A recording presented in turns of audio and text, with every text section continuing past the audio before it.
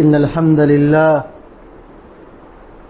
نحمده ونستعينه ونستغفره ونعوذ بالله من شرور أنفسنا ومن سيئات أعمالنا من يهده الله فلا مضل له ومن يضلل فلا هادي له وأشهد أن لا إله إلا الله وحده لا شريك له وأشهد أن محمدا عبده ورسوله أما بعد فإن خير الحديث كتاب الله وخير الهدي هدي محمد صلى الله عليه وسلم وشر الأمور محدثاتها وكل محدثة بدعة وكل بدعة ضلالة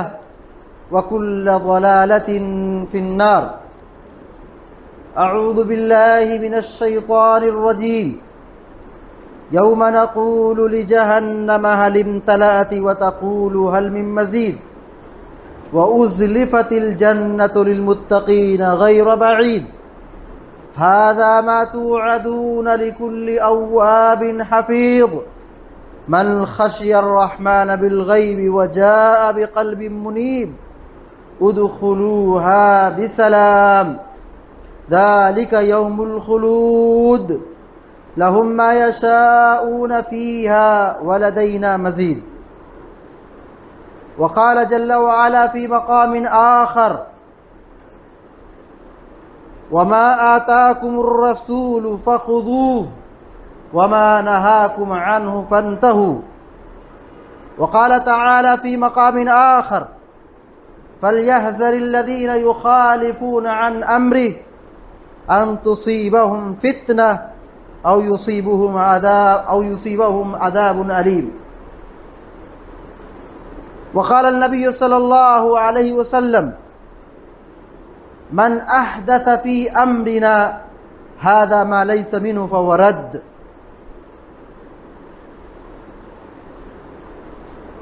آج ماہ شعبان کی 10ویں تاریخ ہے. ہم لوگ آہستہ آہستہ ماہ رمضان کی طرف بڑھتے جا رہے ہیں. اللہ رب العالمین سے دعا ہے کہ اللہ تعالی ہم سب کو، آپ سب کو اور سارے مسلمانوں کو رمضان مبارک کا مہینہ نصیب فرمائے، آمین یا رب العالمین. ماہ شعبان یہ وہ مہینہ ہے جس میں پیارے نبی صلی اللہ علیہ وسلم بکثرت روزہ رکھا کرتے تھے. حضرت اسامہ بن زید رضی اللہ تعالی عنہ بیان کرتے ہیں کہ اے اللہ کے نبی صلی اللہ علیہ وسلم، میں یہ دیکھ رہا ہوں کہ آپ اس مہینے میں اکثر روزہ رکھا کرتے ہیں اور دوسرے مہینے میں آپ روزہ اتنا نہیں رکھتے، آخر وجہ کیا ہے؟ پیارے نبی صلی اللہ علیہ وسلم فرماتے ہیں ذالک الشہر یغفل الناس عنہ. شعبان یہ وہ مہینہ ہے جس میں عام طور پر لوگ غفلت برتتے ہیں. ذالک الشہر یغفل الناس عنہ بین رجب و رمضان. رمضان اور رجب کے بیچ میں جو شعبان کا مہینہ ہے اس میں اکثر لوگ، زیادہ تر لوگ غفلت برتتے ہیں، جبکہ وہو الشہر ترفع فیہ الاعمال الی رب العالمین. یہ وہ مہینہ ہے جس میں اللہ رب العالمین کے یہاں بندوں کے اعمال پیش کیے جاتے ہیں. ماہ شعبان کی عظمت، اس کی اہمیت، اس کا مقام کہ اس مہینے میں بندوں کے اعمال اللہ رب العالمین کے یہاں پیش کیے جاتے ہیں. فأحب أن يرفع عملي وأنا صائم. فأحب أن يرفع عملي وأنا صائم. نبی کریم صلی اللہ علیہ وسلم کہتے ہیں میں چاہتا ہوں کہ میرا عمل جب پیش کیا جائے اللہ رب العالمین کے یہاں تو میں روزے سے ہوں، یعنی میرا عمل رب العالمین کے ہاں پیش ہو تو اس حال میں پیش ہو کہ میں روزے سے ہوں، اس لیے میں روزہ رکھتا ہوں۔ یہ سنن نسائی کی صحیح روایت ہے۔ اس روایت سے یہ بات بالکل واضح ہوئی کہ اللہ کے نبی صلی اللہ علیہ وسلم ماہ شعبان میں بکثرت نفلی روزہ رکھا کرتے تھے۔ اسی لیے ازواج مطہرات میں سے بعض امہات المؤمنین اپنے رمضان کے چھوٹے ہوئے روزے اسی ماہ شعبان میں قضا کیا کرتی تھی۔ ایک طرف اللہ کے نبی صلی اللہ علیہ وسلم روزہ رکھا کرتے تھے، اور دوسری طرف ازواج مطہرات اپنے چھوٹے ہوئے روزے کی قضا اسی ماہ شعبان میں کرتی تھی۔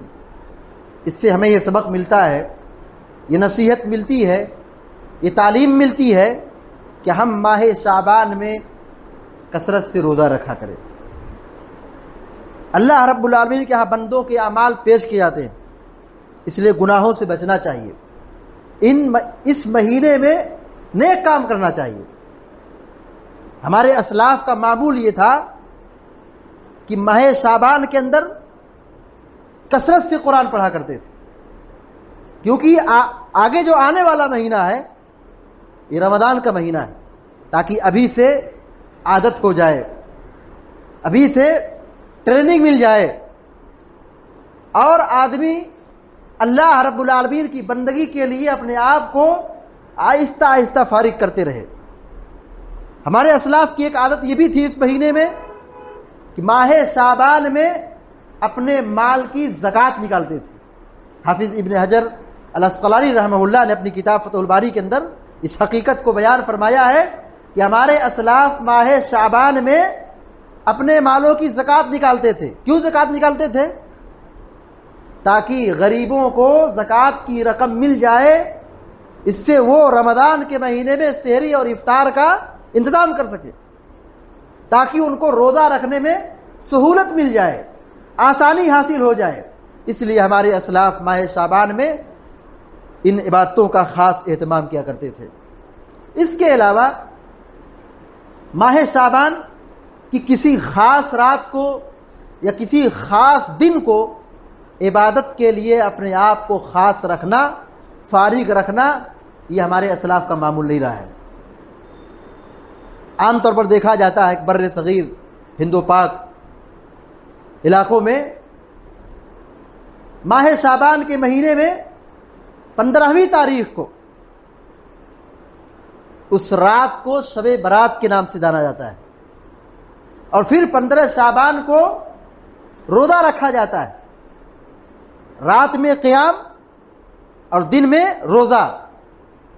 شریعت اسلامیہ میں اس کی کہیں گنجائش نہیں ہے۔ نبی کریم صلی اللہ علیہ وسلم اور صحابہ اکرام سے یہ ثابت نہیں ہے کہ 15ویں شعبان کی رات کو شب برات قرار دیا جائے، اس کو عبادت کے لیے خاص رکھا جائے، راتوں کو جاگا جائے، قیام کیا جائے، اور دن میں روزہ رکھا جائے۔ اللہ کے نبی صلی اللہ علیہ وسلم سے یا امامان دین سے، تابعین سے اس کا کہیں کوئی ٹھوس ثبوت نہیں ملتا ہے۔ لہذا ہماری اور آپ کی یہ ذمہ داری بنتی ہے کہ ہم ماہ شعبان میں اسی طریقے سے زندگی گزاریں جس طریقے سے پیارے نبی صلی اللہ علیہ وسلم تعلیم دیتے تھے، عمل کرتے تھے، لوگوں کو سکھاتے تھے۔ 15ویں رات کی ایک فضیلت ہے جس کو شیخ البانی رحمہ اللہ نے اپنی سلسلۃ الاحادیث صحیحہ کے اندر اس روایت کو ذکر کیا ہے، لیکن کوئی عبادت ثابت نہیں۔ رات کی فضیلت ہے لیکن کوئی عبادت خاص نہیں ہے۔ اللہ کے نبی صلی اللہ علیہ وسلم فرماتے ہیں یطلع اللہ تبارک و تعالی الی خلقہ لیلۃ النصف من شعبان، کہ اللہ تبارک و تعالی 15ویں شعبان کی رات میں اللہ تبارک و تعالی بندوں کی طرف جھانکتا ہے، متوجہ ہوتا ہے۔ پھر کیا کرتا ہے اللہ تبارک و تعالی؟ فَيَغْفِرُ لِجَمِيعِ خَلْقِ، اللہ تعالیٰ اپنی ساری مخلوق کو معاف کر دیتا ہے۔ یہ 15ویں شعبان کی رات کی فضیلت ہے، عبادت کی فضیلت نہیں، رات کی فضیلت۔ پیارے نبی صلی اللہ علیہ وسلم یہ کہہ رہے ہیں کہ اللہ تبارک و تعالی 15ویں شعبان کی رات کو بندوں کی طرف جھانکتا ہے، متوجہ ہوتا ہے اور اپنے سارے بندوں کو معاف کر دیتا ہے، الا مشرکن او مشاہن، مگر مشرک کو معاف نہیں کرتا ہے، مگر کینہ کپٹ رکھنے والوں کو معاف نہیں کرتا ہے۔ یہ دو خرابی اگر پائی گئی، آدمی کے اندر شرک ہے، مغفرت نہیں، آدمی کے دل میں کینہ ہے، کپٹ ہے، نفرت ہے، عداوت ہے، جلن اور حسد ہے، معافی نہیں، مغفرت نہیں۔ جیسے اللہ کے نبی صلی اللہ علیہ وسلم نے صحیح مسلم کے اندر فرمایا کہ ہر جمعرات کو اللہ تبارک و تعالی معاف کر دیتا ہے، اپنے سارے بندوں کو اللہ تعالیٰ معاف کر دیتا ہے، مگر دو بھائیوں میں ٹھسن ہو، اختلاف ہو، عداوت ہو، دشمنی ہو، کچھ معاملات ہو، لین دین میں کچھ اختلاف ہو، اللہ تعالیٰ معاف نہیں کرتا ہے۔ اللہ تعالیٰ اعلان کرتا ہے کہ چھوڑ دو ان دونوں کی، ان کی حالت پر چھوڑ دو، یہاں تک کہ یہ دونوں آپس میں صلح کر لیں۔ جب یہ صلح کر لیں گے تو ان کی مغفرت ہوگی، نہیں صلح کریں گے تو ان کی مغفرت موقوف ہے، مغفرت نہیں۔ تو ماہ شعبان کی 15ویں تاریخ کی جو رات ہے، اس کی یہ فضیلت ہے، لیکن اس میں کوئی عبادت ثابت نہیں۔ عام طور پر لوگوں کے یہاں دیکھا یہ گیا ہے کہ شب برات کے نام پر بڑی خرافات اور بدعات لوگوں نے ایجاد کر لیا ہے، بس منمانی ہے، سنت سے، شریعت سے کوئی واسطہ نہیں، پیارے نبی صلی اللہ علیہ وسلم کی تعلیمات سے کوئی واسطہ نہیں ہے، بس منمانی ہے، دین میں اضافہ، دین میں نئی چیز ایجاد کرنا، یہ مسلمانوں کا شیوا بن چکا ہے آج کے زمانے میں۔ پیارے نبی صلی اللہ علیہ وسلم اپنے ہر جمعے کے خطبے میں نصیحت کرتے تھے،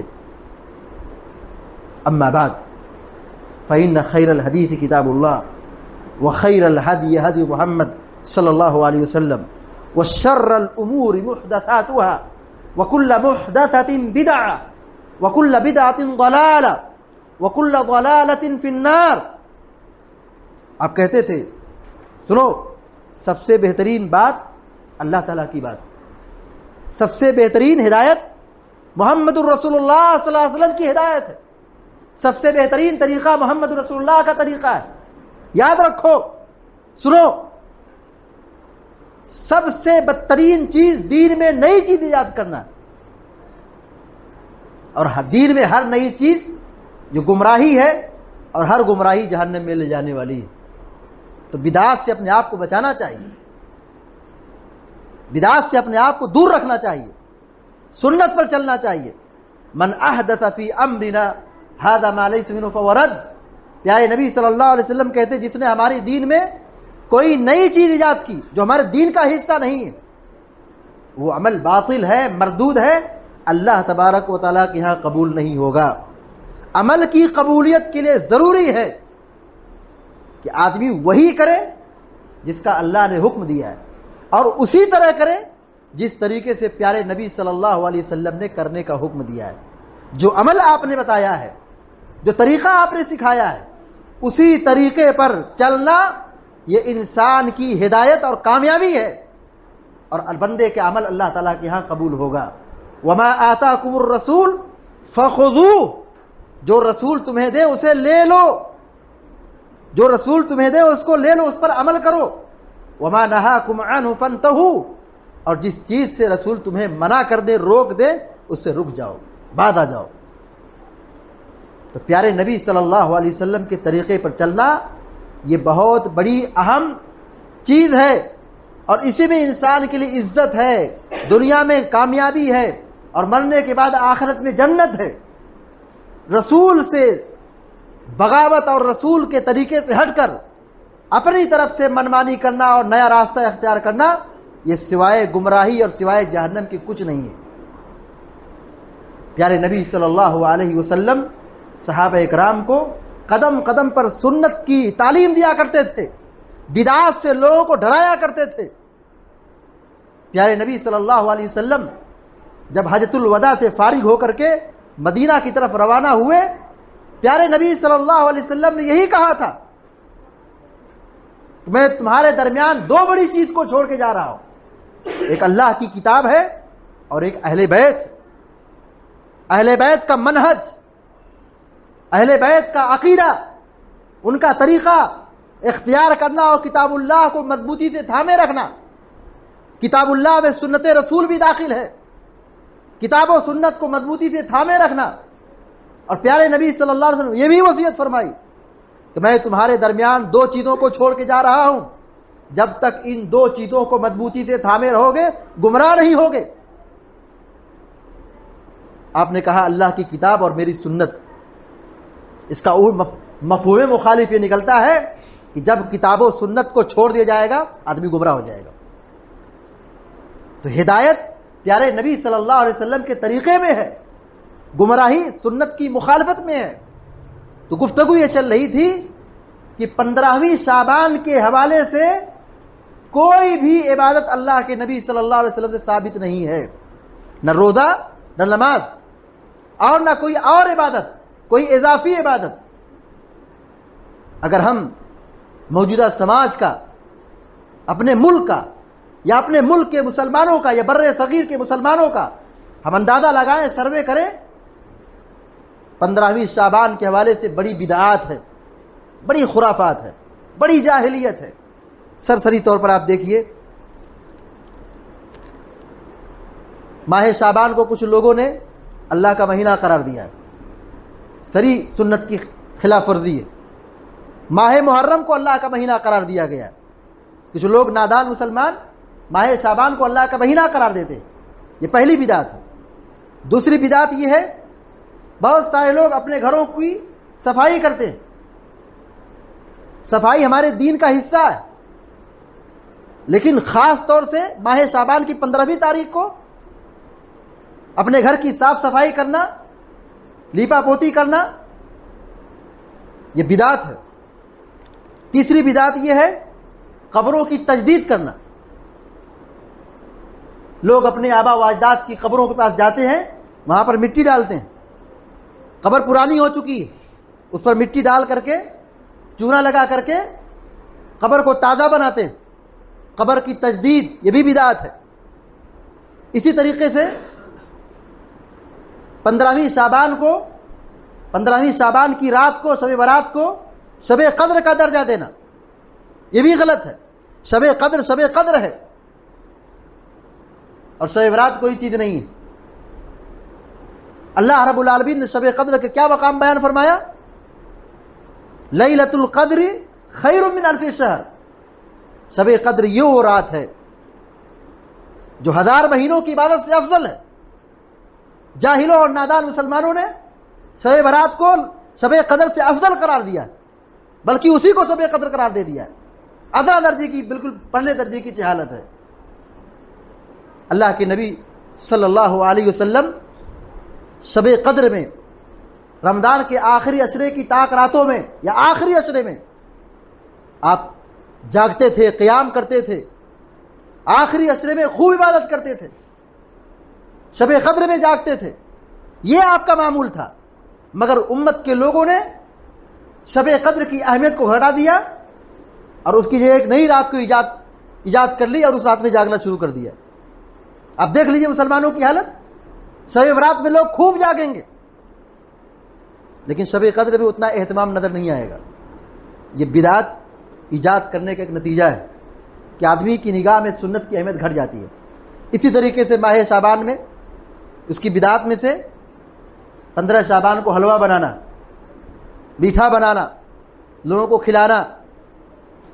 اسی طریقے سے یہ عقیدہ رکھنا کہ روحیں واپس آتی ہیں، جو مر گیا وہ کبھی دنیا میں واپس نہیں آ سکتا، یہ اصول ہے، روحیں واپس نہیں آتی ہے۔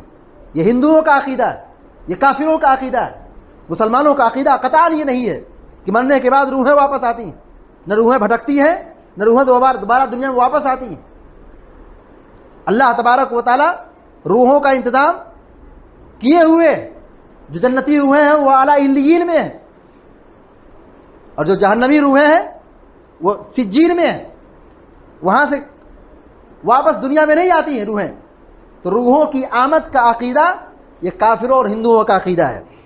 اسی طریقے سے قبروں کی زیارت کرنا، شب برات میں لوگ دھوم دھڑکے سے عشاء کے بعد راتوں میں جا کر کے قبروں کی زیارت کرتے ہیں. ہم قبروں کی زیارت ہم کبھی بھی کر سکتے ہیں، لیکن کوئی خاص وقت متعین کر لینا یہ بدعت ہے، سنت کی خلاف ورزی ہے. اسی طریقے سے شب برات میں قیام کرنا، لوگ ہزار رکعت نماز پڑھتے ہیں. یہاں فجر کی نماز اور عشاء کی نماز اور 5 وقتہ نمازوں کی پابندی کچھ نہیں ہے، لیکن شب برات میں ہزار رکعت نماز پڑھیں گے، صلاۃ الفیہ پڑھیں گے. یہ اللہ کے نبی صلی اللہ علیہ وسلم سے ثابت نہیں ہے. اسی طریقے سے 15ویں شعبان کا روزہ رکھنا، یہ بھی اللہ کے نبی صلی اللہ علیہ وسلم سے ثابت نہیں ہے، یہ بھی بدعت ہے. نظر و نیاز کرنا، فاتحہ کرنا، دین پر چلنے کی فکر کسی کو نہیں ہے، دین سیکھنے کی فکر کسی کو نہیں ہے، نماز پڑھنے کی فکر کسی کو نہیں ہے، لیکن نظر و نیاز کی فکر سب لوگوں کو سب سے زیادہ ہے. تو نظر و نیاز کرنا، فاتحہ کرنا یہ ہمارے دین کا کبھی کوئی حصہ رہا ہی نہیں. یہ جاہلوں کا ایجاد کردہ طریقہ ہے، یہ پیٹ پالنے کا راستہ ہے. کھانے پینے کے لیے لوگوں نے طرح طرح کی بدعات اور خرافات کو لوگوں نے ایجاد کر لیا ہے. تو نظر و نیاز کرنا، فاتحہ کرنا یہ بھی بدعات میں سے ہے. ماہ شعبان میں بہت سارے لوگ کافروں کی مشابہت اختیار کرتے ہوئے پٹاخے داغتے ہیں. نوجوانوں کے یہاں، بچوں کے یہاں یہ بیماری پائی گئی، دیکھا گیا کہ وہ پٹاخے داغتے ہیں، آتش بازی کرتے ہیں. اور آپ سروے کیجئے، 15ویں تاریخ اور 16ویں تاریخ کا اخبار دیکھ لیجئے، قدم قدم پر کہیں حادثہ ہوا، کہیں جل گیا، کہیں دکان جل گئی، کہیں کارخانہ جل گیا، کہیں آدمی جل گیا. یہ آگ سے کھیل رہے ہیں، پٹاخے داغ رہے ہیں. یہ مجوسیوں کا طریقہ ہے، یہ مسلمانوں کا طریقہ نہیں ہے. اس میں مال کی بربادی ہے، وقت کی بربادی ہے اور جان کی بھی بربادی ہے.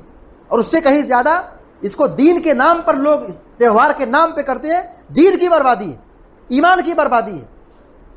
اسی طریقے سے لوگ چراغیں جلاتے ہیں، چراغاں کرتے ہیں قبروں پر، دکانوں پر، مکانوں پر. پتہ ہی نہیں چلتا ہے کہ مسلمان کا گھر ہے کہ کافر کا گھر ہے. کافروں کے ہاں دیوالی کے موقع پر لوگ دیا بتی کرتے ہیں، چراغاں کرتے ہیں، دیا جلاتے ہیں. مسلمان شب برات کے نام پر گھروں، مکان اور قبروں پر قمقمے سجاتے ہیں، دیا جلاتے ہیں، چراغاں کرتے ہیں. مجوسیوں کا طریقہ ہے، اسلام کا طریقہ نہیں ہے. اسی طریقے سے بہت سارے مسلمان قبروں پر جا کر کے قرآن خوانی کرتے ہیں، قرآن پڑھتے ہیں. یہ بھی غلط ہے. قبروں پر قرآن خوانی کا ثبوت نہیں ملتا ہے. قبر پر جاتے ہیں مردے کی مغفرت کے لیے اور اپنی آخرت کی یاد کے لیے، موت کو یاد رکھنے کے لیے، آخرت کی فکر کے لیے. بس اسی 2 اہم ترین مقصد کے لیے قبر کی زیارت ہے. اس کے علاوہ وہاں جا کر کے قرآن خوانی کرنا، جانور ذبح کرنا، مردوں سے مانگنا، قبروں کا طواف کرنا، قبروں کا سجدہ کرنا، مردوں سے تبرک لینا، یہ سراسر شرکیہ اور کفریہ عمل ہے. پیارے نبی صلی اللہ علیہ وسلم نے جو دین دیا ہے اس دین میں اس کی کہیں کوئی گنجائش نہیں. یہ سراسر جہالت اور گمراہی ہے. یہ کچھ بدعات ہیں جو ماہ شعبان میں شب برات کے نام پر 15ویں شعبان کی تاریخ کی مناسبت سے ہندوستان پاک اور بر صغیر کے اندر مسلمان مناتے ہیں. ہوش کے ناخن لینے کی ضرورت ہے. اللہ رب العالمین کے عذاب سے ڈرنے کی ضرورت ہے کہ دین کے اندر لوگ نئی چیزیں ایجاد کر رہے ہیں. یہ کوئی معمولی چیز نہیں ہے. آج اگر ہندوستان میں کہیں کوئی جگہ کا نام بدل جاتا ہے، شہر کا نام بدل جاتا ہے، مسلمان جذبات میں آ جاتے ہیں. کیا ہمارا اردو نام بدلا جا رہا ہے؟ یہاں اللہ کے دین کے نام پر ڈاکہ ڈالا جا رہا ہے. اللہ کے دین کے نام پر ڈاکہ ڈالا جا رہا ہے، دین بگاڑا جا رہا ہے، اور ہماری پیشانی پہ بل نہیں آتا ہے. ہماری غیرت کہاں چلی جاتی ہے؟ بہت بڑا گناہ ہے یہ. دین میں بدعات ایجاد کرنا بہت بڑا گناہ ہے. دیکھیں، ابلیس 2 راستے سے انسان کو برباد کرتا ہے. 2 راستے سے انسان کو شبہات کے راستے سے اور شہوات کے راستے سے۔ کچھ لوگوں کو ابلیس کیا کرتا ہے؟ گناہوں میں ڈال دیتا ہے، اور کچھ لوگوں کو شبہات میں ڈال دیتا ہے، ان کو پتہ ہی نہیں چلتا کیا حق ہے کیا سچائی ہے۔ اور ابلیس کی نگاہ میں سب سے پسندیدہ چیز کیا؟ بدعت ایجاد کرنا۔ بدعتی ابلیس کی نگاہ میں بہت پسندیدہ ہے۔ یعنی ایک آدمی زنا کر رہا ہے، شراب پی رہا ہے، گناہ کر رہا ہے، ابلیس تو اسے انٹرسٹ نہیں ہے، فائدہ نہیں ہے، اس سے محبت نہیں ہے۔ لیکن اگر کوئی شخص بدعت ایجاد کر رہا ہے تو ابلیس اس سے محبت کرتا ہے، اس کی نگاہ میں زیادہ پیارا ہے۔ کیوں؟ اس لیے کہ جو آدمی گناہ کر رہا ہے، گناہ کرنے والا اپنے گناہ کو جانتا ہے کہ میں گنہگار ہوں، لیکن جو دین میں بدعت ایجاد کر رہا ہے وہ کبھی اپنے آپ کو گنہگار نہیں سمجھتا، بلکہ یہ سمجھتا میں عبادت کر رہا ہوں۔ سفیان ثوری رحمۃ اللہ علیہ کہتے ہیں کہ البدعۃ احب الی ابلیس من المعصیہ، یہ بدعت ابلیس کی نگاہ میں گناہ سے زیادہ پیارا ہے۔ آدمی گناہ کر رہا ہے، بڑے بڑے گناہ کر رہا ہے، ابلیس کی نگاہ میں گناہ سے زیادہ پیارا ہے، پسندیدہ یہ بدعت ہے۔ کیونکہ بدعت کرنے والا بدعت سے توبہ نہیں کرتا ہے، لیکن گناہ کرنے والا گناہ سے توبہ کر لیتا ہے۔ چوری کرنے والا چوری سے توبہ کر لیتا ہے، بے نمازی نماز پڑھنے لگتا ہے، شراب پینے والا شراب سے توبہ کر لیتا ہے، زنا کار زنا سے توبہ کر لیتا ہے، لیکن بدعت کرنے والا بدعت سے توبہ کرنے کے لیے تیار نہیں ہوتا، کیونکہ بدعت کو وہ دین سمجھتا ہے، عبادت سمجھتا ہے۔ شیخ الاسلام علامہ ابن تیمیہ رحمۃ اللہ علیہ اور امام احمد بن حنبل رحمہ اللہ یہ دونوں بیان کرتے ہیں کہ ایک آدمی ہے جو رات میں قیام کرتا ہے،